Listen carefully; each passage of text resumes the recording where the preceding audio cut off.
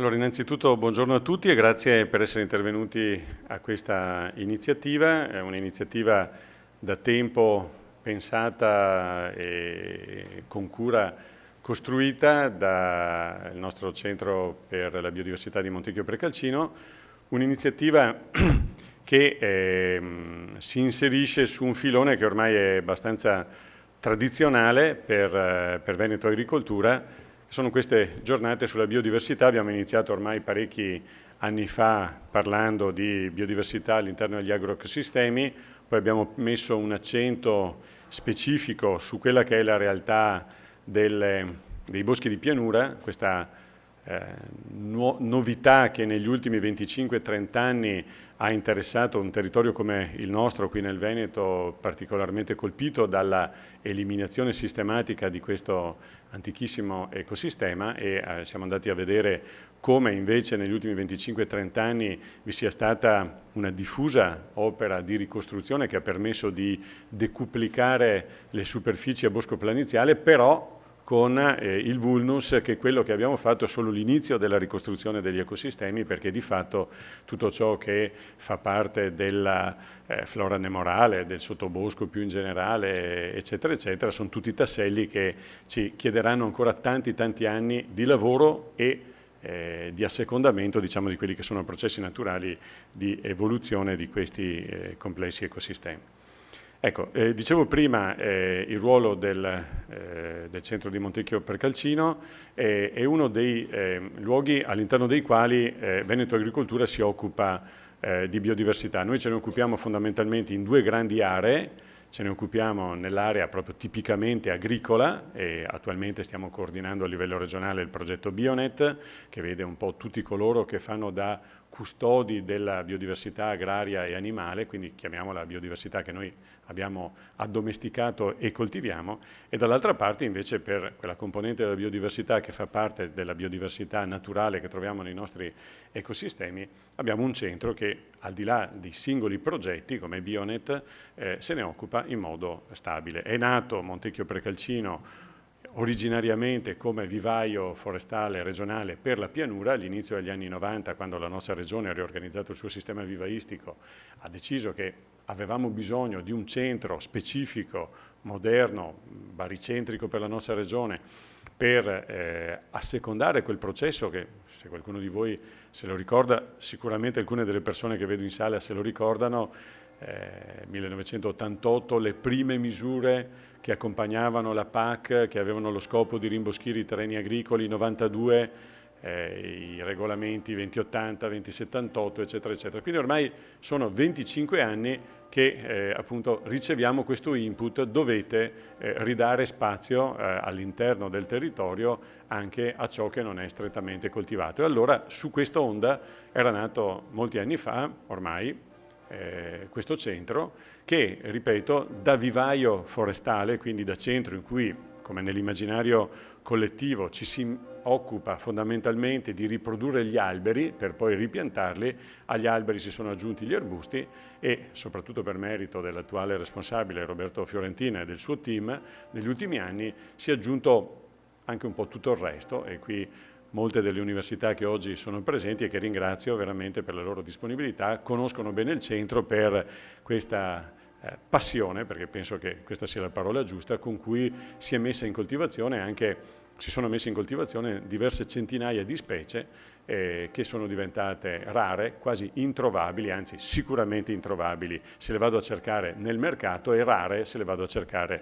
nel territorio. Quindi il principio che sta sopra anche questa giornata è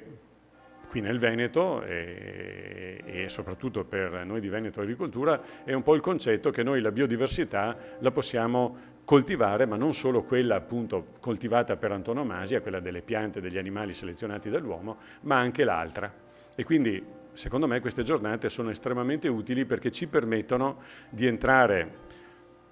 in contatto, di scambiarci esperienze tra coloro, vedo molti professionisti qui, che in questi anni hanno seguito i 1000 rivoli delle risorse e sono riusciti a realizzare degli interventi spesso fatti veramente molto molto bene, dal punto di vista ovviamente scientifico e quindi della loro rigorosità, ma fatti anche molto bene dal punto di vista della percezione che la comunità locale è riuscita ad avere di questi interventi. Mi riferisco in particolare ad alcuni interventi fatti col programma europeo LIFE. Ecco, la giornata, come avete visto dal programma, è suddivisa in 3 momenti. Nel primo momento, che io coordino questa mattina, e mi scuso in anticipo con voi se mi dovrò poi allontanare per un'oretta perché ho un impegno qui in sede centrale, ma poi sarò qui tutto quanto il giorno. Il primo momento riguarda la conoscenza delle zone umide, quindi qual è lo stato di conoscenza che noi abbiamo dei nostri ecosistemi, perché soprattutto se poi vogliamo andare a fare opere di conservazione e ancor più di ricostruzione, proprio costruendole da zero, magari partendo da terreni agricoli, come vedremo anche da alcune testimonianze, è chiaro che dobbiamo conoscerli intimamente, altrimenti faremo dei clamorosi falsi. E nella seconda parte della giornata, che inizia nella tarda mattinata di oggi, vedremo, sarà proprio un classico workshop dove ci scambieremo esperienze, e anche la sala che sta alle vostre spalle è stata attrezzata di modo che chiunque porta qui oggi una sua iniziativa possa incontrare gli altri e proprio fare una specie di incontro, non dico B2B perché qui non si compra, non si vende niente, ma sicuramente di scambio diretto di esperienze, quindi non solo l'ex cattedra dove qualcuno ti racconta la sua storia e tu stai lì e al limite magari alla fine, se ci sono 2 minuti, fai una domanda, ma proprio la possibilità di entrare in relazione con coloro che sono stati gli attori, perché sono stati i progettisti, perché sono stati i direttori lavori, perché sono stati i consulenti scientifici di questi progetti che consideriamo un pochino progetti bandiera per il nostro territorio. E infine affronteremo il terzo momento fondamentale, se vogliamo pensare di andare avanti, che è quello dell'analisi delle opportunità. Siamo in un momento particolarmente felice, diciamo che in genere si dice siamo nel pieno di una maledetta crisi, eccetera, eccetera. Ecco, invece io dico che siamo in un momento particolarmente felice perché siamo all'inizio di un ciclo di programmazione, che è quello 14-20, dei fondi comunitari, e via di quelli sappiamo tutti che ormai non sono neanche le lacrime per piangere, quindi di fondi che con diversi strumenti, LIFE in primis, ma non solo, Horizon, gli Interreg, eccetera, eccetera, ci possono dare moltissime opportunità. Qui il problema è solo la capacità di costruire bene dei progetti, di presentarli, e devo dire con grande anche soddisfazione che il nostro territorio, parlo, scusatemi, sempre sulla dimensione regionale, che è quella poi che ho sotto controllo dall'Osservatorio di Veneto Agricoltura, il nostro territorio è stato molto capace negli ultimi anni di intercettare queste risorse, quindi il tormentone, sì, noi italiani diamo i soldi, siamo il primo contributore, ma dopo non riusciamo a portarceli a casa. Forse con questi strumenti, con LIFE sicuramente, questo tormentone lo dobbiamo lasciare un po'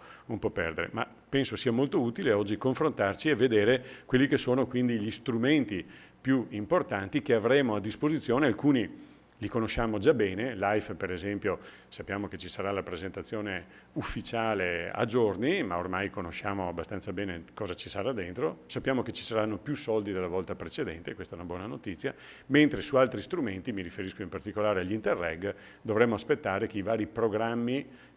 bi o multilaterali vengano elaborati, e in questo momento un po' in tutta Europa si sta iniziando a costruire gli strumenti che quindi saranno a disposizione soprattutto a partire dalla, penso, seconda metà del 2015, quindi da qui a un anno, ora che verranno costruiti, verranno approvati, verranno fatti i primi bandi, eccetera. Ecco, quindi mi pare che la giornata sia piuttosto ricca. In questa prima sessione non farò quelle cose abbastanza pesanti di star lì a fare 5, 4, 3, 2, 1 ai relatori. Ovviamente